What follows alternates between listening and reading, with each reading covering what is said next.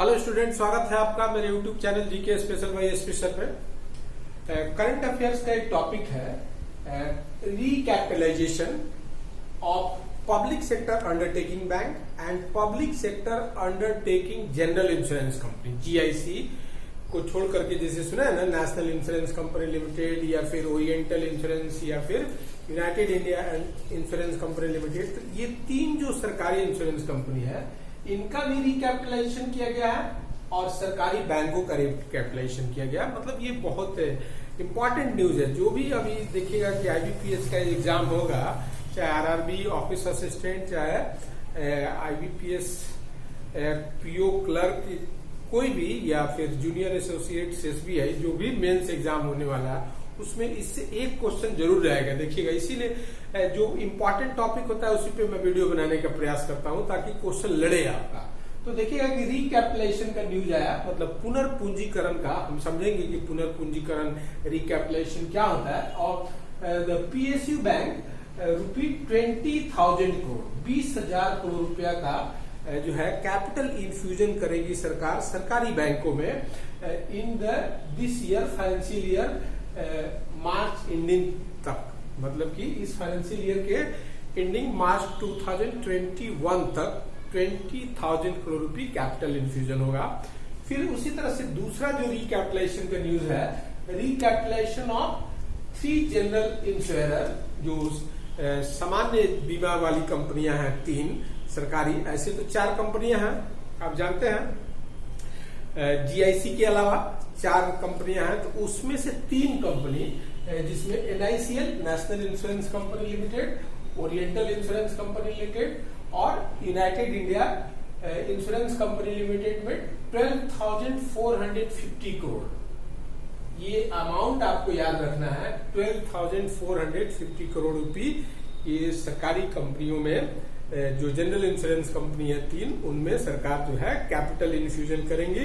तो इसका मतलब क्या है, इसका मतलब क्या है, डिटेल से हम लोग इस वीडियो में समझेंगे। तो ये सब जो मैं टॉपिक बनाता हूं, टॉपिक पे वीडियो बनाता हूं 10 मिनट का, तो उससे देखिएगा जो भी इंपॉर्टेंट टॉपिक होता है जो परीक्षा में एकदम आएंगे, उन्हीं पे मैं वीडियो बनाता हूं। जैसे देखिएगा, एक डिटेल मैंने वीडियो बनाया है अलग अलग से। देखिएगा जैसे न्यू डिफिनेशन ऑफ एमएसएमई, तो न्यू डिफिनेशन ऑफ एमएसएमई से भी एक क्वेश्चन रहेगा। और अगर आप देखिएगा क्वेश्चन आएगा और अगर नहीं वीडियो देखे हैं या वो टॉपिक नहीं पढ़े हैं तो आपसे क्वेश्चन नहीं बनेगा। इसलिए डिटेल जाकर के देखिए, समझिए वीडियो पर। फिर जितने गवर्नमेंट के स्कीम है, इधर नए नए जो स्कीम आए हैं उस पर भी मैंने वीडियो बनाया है। फिर जितना करंट अफेयर, जैसे लेटेस्ट जितना अवार्ड्स है, लेटेस्ट जितना अपॉइंटमेंट है, उसका अलग अलग से मैंने वीडियो बनाया है करंट जीके में। फिर सुने होंगे जितना इंडेक्स है जारी किया जाता है अलग अलग ऑर्गेनाइजेशन के द्वारा, और उसमें भारत का क्या रैंक है, तो उससे भी क्वेश्चन रहते हैं, तो ऊपर भी मैंने वीडियो बनाया है। फिर जितने सम्मेलन होते हैं वो सब पर भी मैंने अलग से वीडियो बनाया है। फिर उसी तरह से लेटेस्ट जो है जितने अवार्ड्स हैं वो सब पे तो है ही। फिर कमिटी, जो कमिटी बनाए जाते हैं उस पे भी, और फिर बैंकिंग न्यूज से भी देखिएगा क्वेश्चन रहते हैं।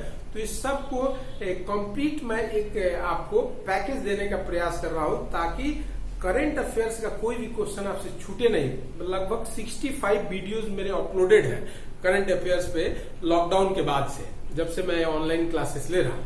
तो 65 वीडियो जरूर देखिए और उस सब से देखिएगा क्वेश्चन रहेंगे। तो चलिए इसको शुरू करते हैं।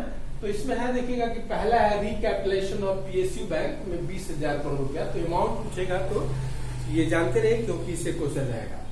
अब ये जो रिकैपिटलाइजेशन किया जाएगा 20,000 करोड़ रुपए का सरकारी बैंकों में, जो सरकारी बैंक है, एसबीआई है या फिर पीएनबी है या बैंक ऑफ बड़ौदा है या कैनरा बैंक है या इंडियन बैंक है या इंडियन ओवरसीज बैंक है, या ये जो बचे हुए 12 सरकारी बैंक है, उनमें 20,000 करोड़ रुपए कैपिटल इन्फ्यूजन किया जाएगा। तो किसके जरिए? तो थ्रू रिकैपिटलाइजेशन बॉन्ड के जरिए। मतलब कि अब ये प्रश्न पूछेगा कि रिकैपिटलाइजेशन बॉन्ड किसको बोलते हैं। मतलब रिकैपिटलाइजेशन बॉन्ड के माध्यम से सरकार 20,000 करोड़ रुपया सरकारी बैंकों में पूंजी डालेगी।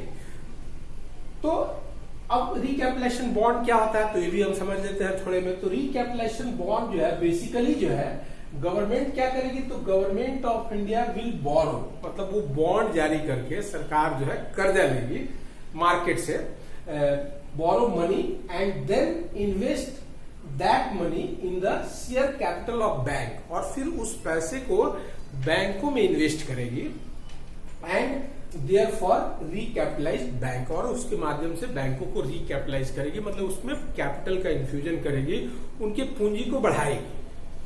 तो पूंजी को बढ़ाएगी तो इससे अब क्या है कि देखिए, अब ऐसा नहीं है कि देखिए ये बजट जो पेश किया गया था 2020-21 का, तो उस बजट में देखिएगा कि इस तरह का कोई प्लान नहीं था सरकार का।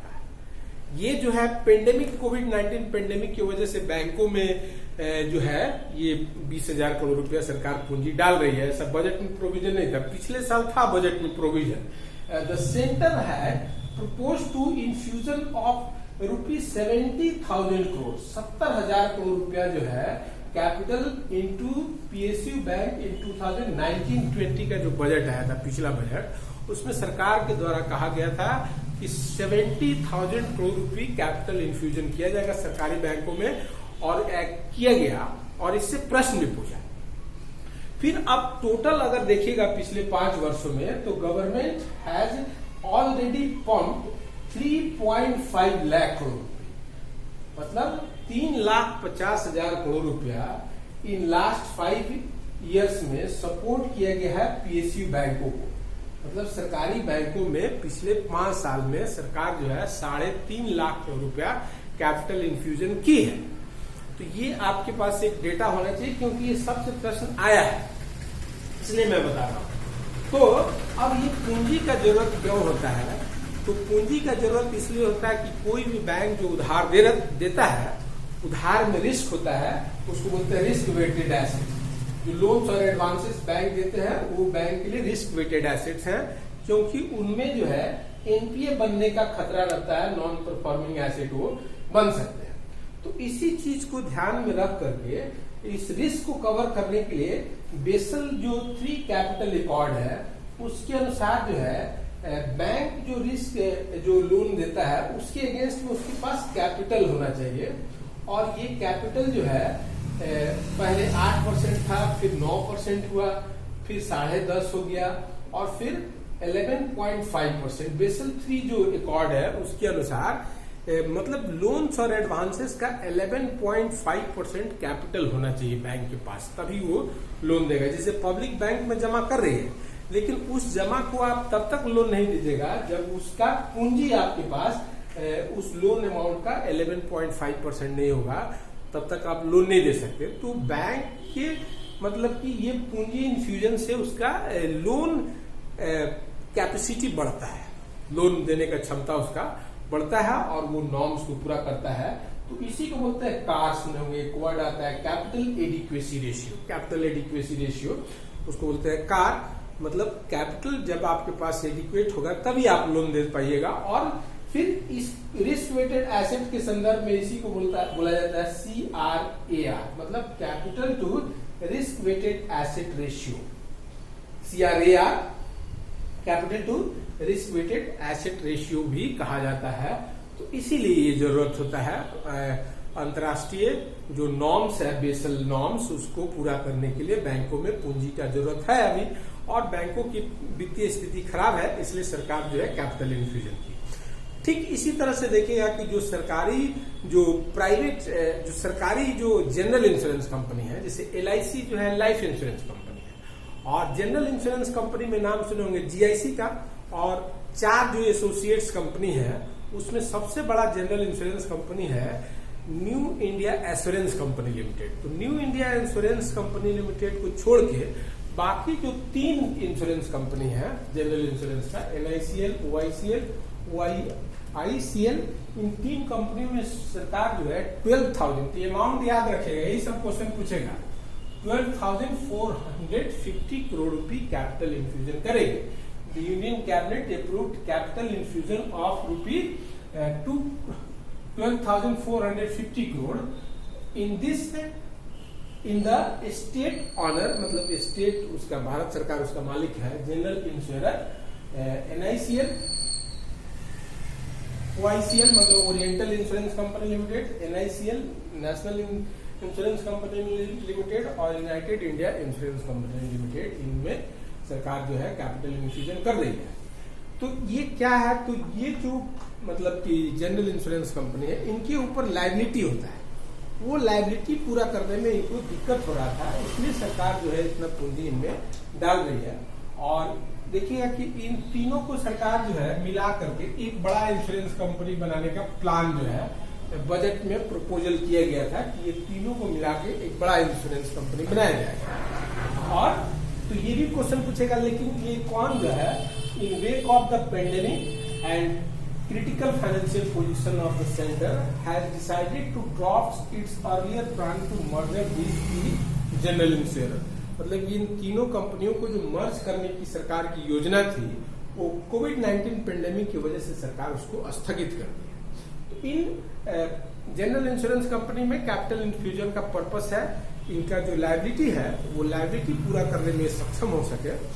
उनको दिक्कत आ रहा था, कोविड-19 पेंडेमिक में जो है लगभग कारोबार ठप है, गाड़ियां कम बिक रही है, इंश्योरेंस कम हो रहा है, तो इसलिए जो है ये सरकार जो है कैपिटल इन्फ्यूजन कर रही है 3 जनरल इंश्योरेंस कंपनियों में। तो ये बहुत इंपॉर्टेंट न्यूज है, मतलब ये सब न्यूज से देखिएगा क्वेश्चन रहेगा। इसी तरह के बहुत सारे जो बैंकिंग न्यूज है उस पर मैं अलग अलग से वीडियो बना करके आपको अपडेट करता रहूंगा, ताकि जो भी क्वेश्चन इधर फॉर्म हो रहा है वो सब क्वेश्चन आपका कवर हो। RRB PO का मेंस होगा, फिर ऑफिस असिस्टेंट का मेंस होगा, और IBPS PO का होगा, या फिर क्लर्क का होगा, या जूनियर एसोसिएट्स SBI का होगा। उस सब में देखिएगा ये सब आपको काम आएगा, इसलिए मैं ये वीडियो बना रहा हूँ। और मेरे वीडियो से हर वीडियो से क्वेश्चन लड़ेंगे ऐसा मुझे विश्वास है, इसलिए मैं वीडियो बनाता भी हूँ। नहीं तो वीडियो से क्वेश्चन नहीं लड़े तो पर्पस फुलफिल नहीं होता है। तो चलिए इस वीडियो में इतना ही। वीडियो देखने के लिए बहुत बहुत धन्यवाद। मेरे अगले वीडियो का इंतजार कीजिए। नमस्कार।